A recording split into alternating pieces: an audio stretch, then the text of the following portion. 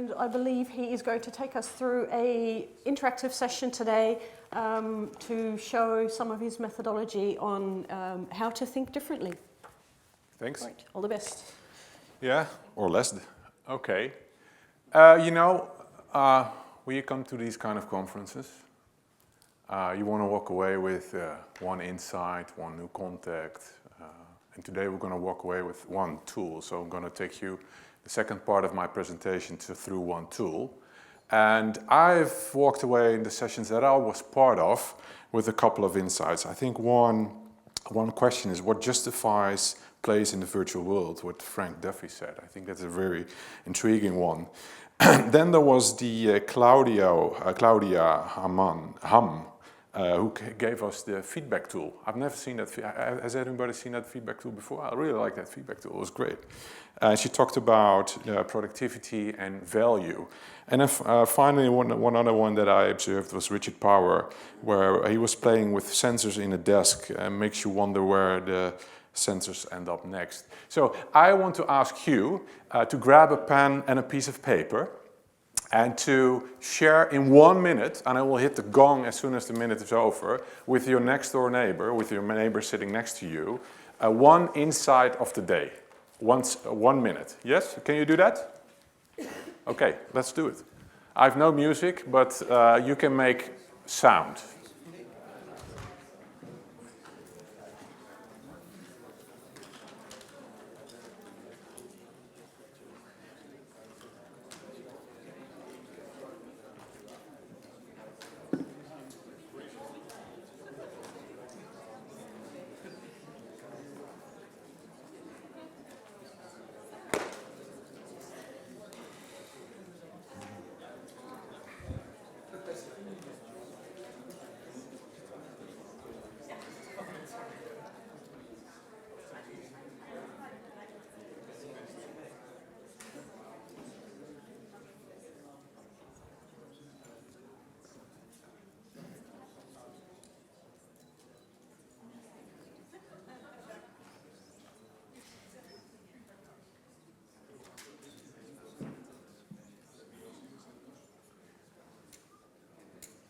You can also decide to just write it down. It's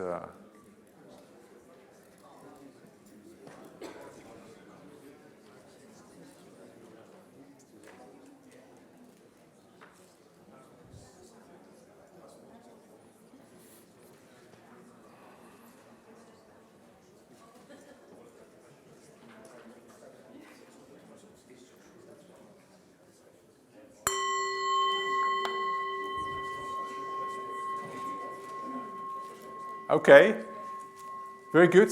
So now hopefully you have paper and pen, as we will go through an exercise later. And how do you feel? Do you feel like this? When I was asking whether you want to interact with the sitting person sitting next to you, we're thinking, oh no, not again. It's this clown coming up with, oh, it's going to be participation. Yeah, it's going to be a little bit of participation in this last session, because participation and experiencing a tool or a talk is the way to learn something. I can tell you what the tool is going to be, which we're going to present in the second half of this presentation, or you can just do it. So I would definitely advise you to grab a piece of paper and a pen, and we'll go through this through the exercise. Why think differently? Why think differently? Well, it's clear that we are in times where there's so many challenges, whether it's environmental, whether it's technology-wise, whether it's economic, or whether it's social. And also for, I think, both employees and consumers, it's also a time where people value organizations that take on a good cause, that have a societal mission, not somewhere in the fringes, but in the core of their organization. Why is it important to think differently? Innovation is becoming more a core competence of any organization that wants to survive. And what often companies do is they bring together an innovation board. Who has an innovation board within their organization? Yeah, I see a couple, yeah. I've been on these kind of boards as well. I mean, it's a good time. It's very inspiring because most of the time these people are really smart and really creative. The only problem is that in the essential design of an innovation platform or an innovation board, there's something wrong. Well, one good friend of mine once told me, there's no town or city with a statue for a committee. There's no town or city with a statue for a committee. And that's because it's always individual action that leads to innovation. I was personally on the Dutch innovation platform, chaired by our former Prime Minister, and it was a great time. We came to this picture of the future where the group said, one individual said, we are the creators of land. We were the creators of the island in Dubai. Actually, most of the land you're looking at, the white spot there, right over there, was created by professionals. Why not create a giant tulip in the sea? Great vision of the future. But there's no town or city with a statue for a committee. So what happens a lot in business and in politics is that if you take the following axis, if you have the level of detail, and you can write this down, the level of detail and time, and this is short-term, mid-term, long-term. If you have the level of detail, many organizations do this. They have a mid-term business plan, which is very detailed. Long-term vision is not so detailed, looking at 10 years from now. And what you're going to do tomorrow to reach the long-term is also not very detailed. So this was an exception. We were up here, quite detailed, as you can see, and very long-term. The only problem was there was no execution. So what we often say is that you need to make plans that have a very clear and detailed long-term vision and a very clear and detailed short-term action plan. And unfortunately, with this Dutch innovation platform, the same thing happened. So we were here, and at the end, one of the most influential people of the country said, yeah, no, the new elections are coming, and we can actually never create strategic policy that goes on for 10 years. Well, if you ask that to Jeff Bezos, the founder of Amazon.com, he is very clear in his mind where he wants to be in 10 years from now and what kind of products he wants to develop. And of course, politicians are also here, but that's the PR of tomorrow. So there's a little bit of frustration in there, I hope you don't mind. It's actually exceptional people doing exceptional things that change the world.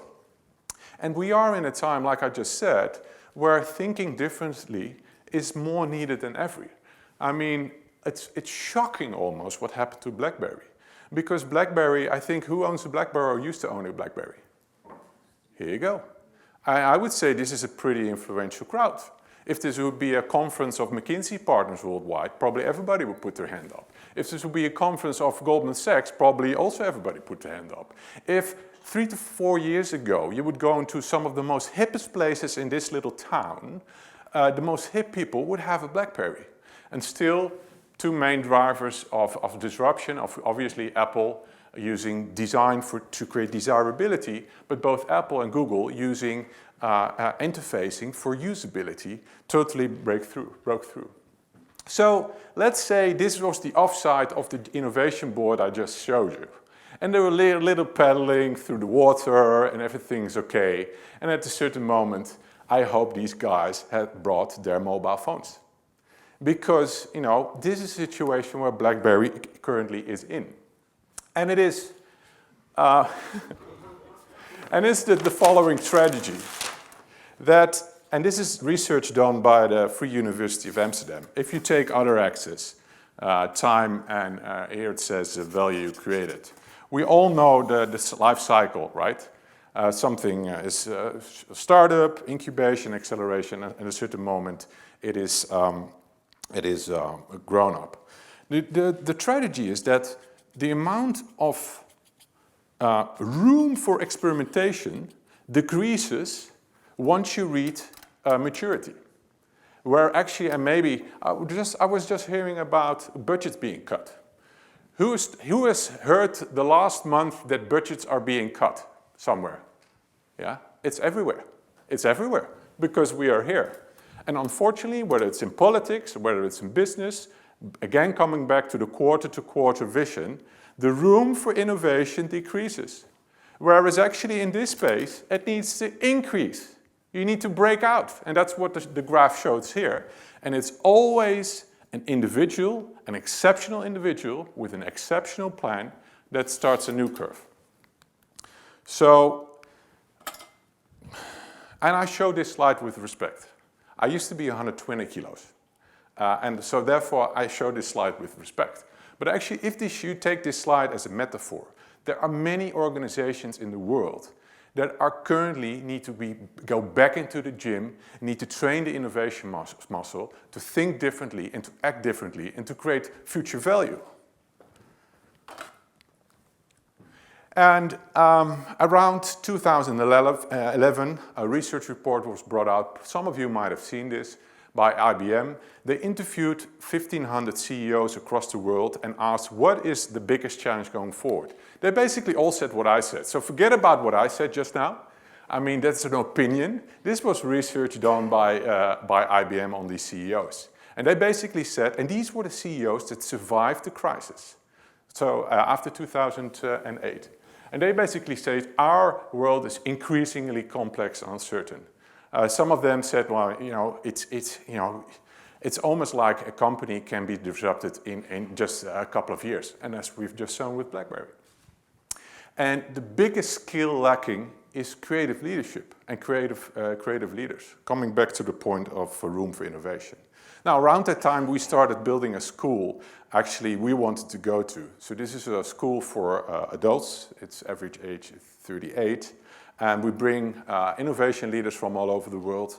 And we've established this school with architects like Ben van Berkel and designers like Marcel Wanders. But that's not important.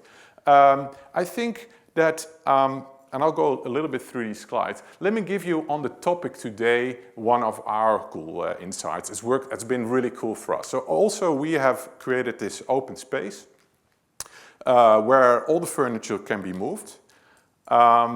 They've taken out the system ceiling and they've painted it white. We were fortunate to get pro bono advice from Concrete Design, from OMA, Office of Metropolitan Solutions, founded by, Metropolitan Office, Architecture, founded by Rem Koolhaas, and Stanford D School. And one of the biggest advice is that the moment you walk in, and you're all open, you're welcome to come there, to grab a cup of coffee with us, because it's an open place. Anybody can come in. Even the bums that are behind in the park, they sometimes come in and say, can I get a cup of coffee? But the moment you walk in, you don't walk into a reception, you walk into the bar. That was the biggest advice they gave us, all the experts, so that was a good thing. Okay, now, there's something missing here. Okay, I will tell you. We're going to do the exercise, and the video that I was meant to show here was about Fosbury flop, the Fosbury flop. Who knows Dick Fosbury? Yeah? The inventor of the Fosbury flop, as you see it here in the picture. Can you imagine you're a guy, physically not superior, athletically not superior, but you come up with a new way of jumping and you win the Olympics. And you hold the gold medal for, and there's a great video on this on YouTube. You hold the gold Olympic medal for 4 years. So that's what reframing is about. Methodology, we have around 100 of these kind of methodologies and tools, and this one was created by Karim Benemar. So we have current frames, things that we do, that we believe in, core beliefs that give structure to our lives. And as we grow older, our beliefs are becoming more specific and structured, and more specific and structured. Reframing is a way to look totally different than that. We're going to go through some of the steps. And do you have your paper and pen? Yeah? Okay, good, good. And otherwise you can just listen. No, it's good to participate. Okay, step one. And we'll do this exercise with you. I will do this exercise with you. I'm one person. Step one is, what is a core belief? What do you truly believe in? Something that you truly believe in. This can be related to your job, it can be, and find something with sort of that needs to be solved. If you talk about your great marriage, you reframe that, you end up with sort of a difficult topic. So ideally you have a challenge. Like, production is bad for the environment. Step one, production is bad for the environment. Yeah?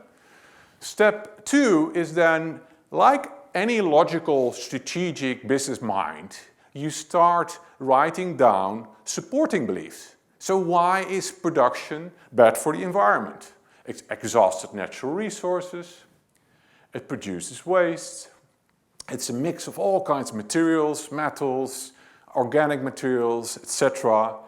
And recycling actually becomes downcycling. If you take an average car, and especially in the US, at a certain moment that car will become a package like this, and will end, the remains of that will end in a landfill.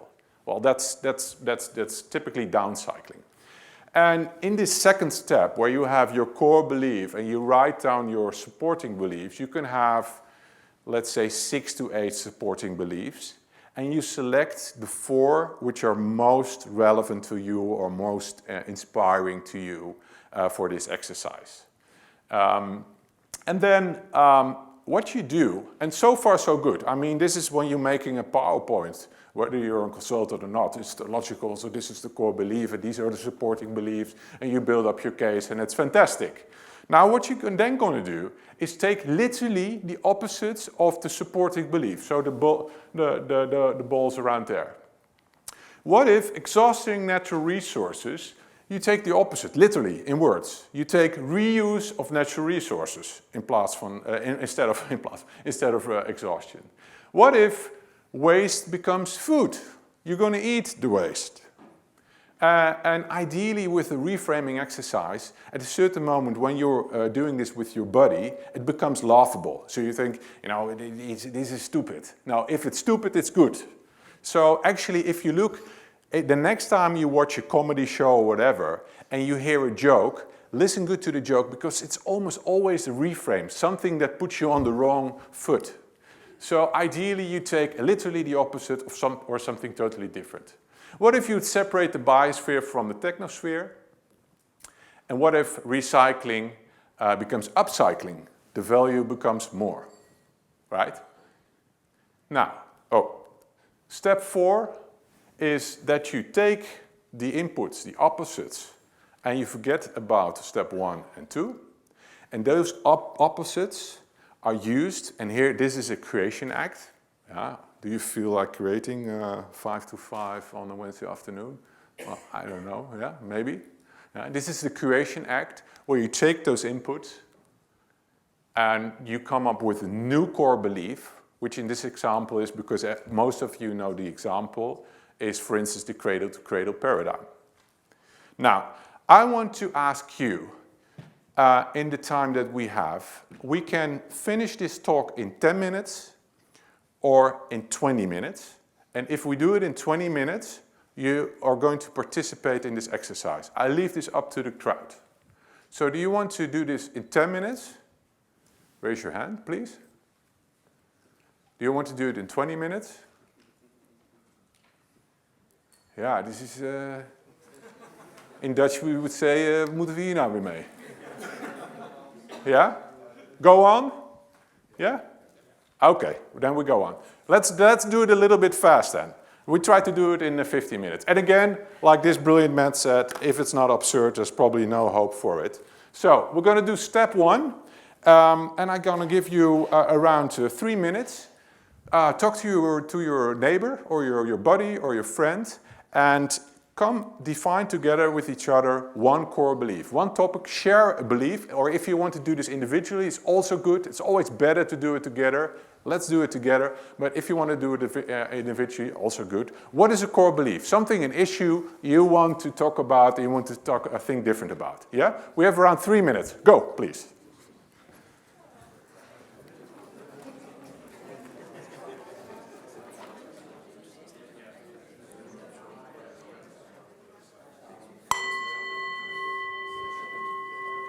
You have it?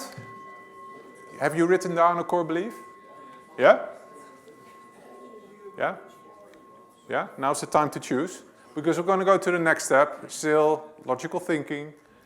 What are the supporting beliefs why this is your core belief? You know, like I just given an example. What are the reasons why you believe what you believe? You can brainstorm a little bit and come up to 6 or 8, but then end with 4 you're going to build on. So again, try to end with 4 that support this core belief. Again, 3 minutes. Do you have it almost? Yeah? Yeah? Yeah, can we go on to the next step? Yeah? Okay. The third step is, of those supporting beliefs, literally take the opposite words or come up with things that are ridiculous or unexpected, illogical, crazy, etc., etc.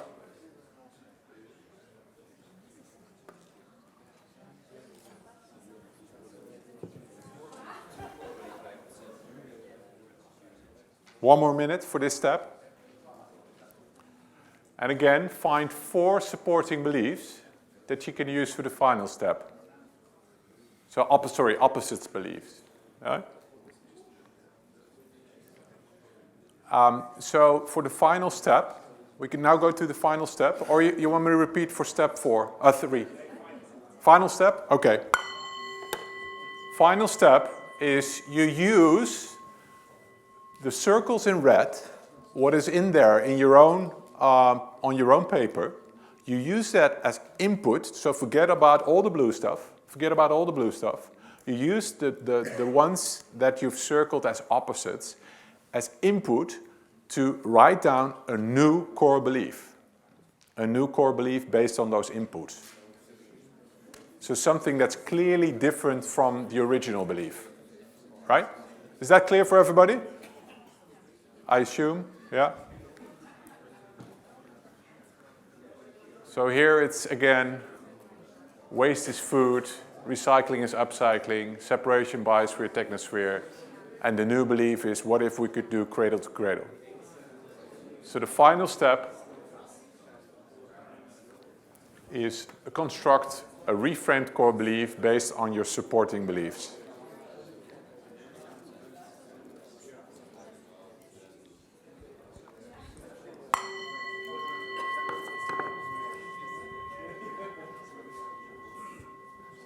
All right.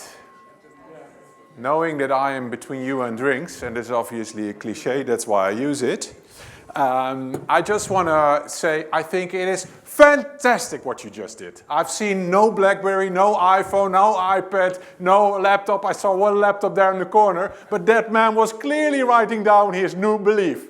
Am I right? Absolutely, absolutely. So now what I want you to do, I want you to please, if you have the guts, and you've done this exercise way too fast, but please stand up, a couple of you, and share your new belief. What was your old belief and what is your new belief? Can we do that?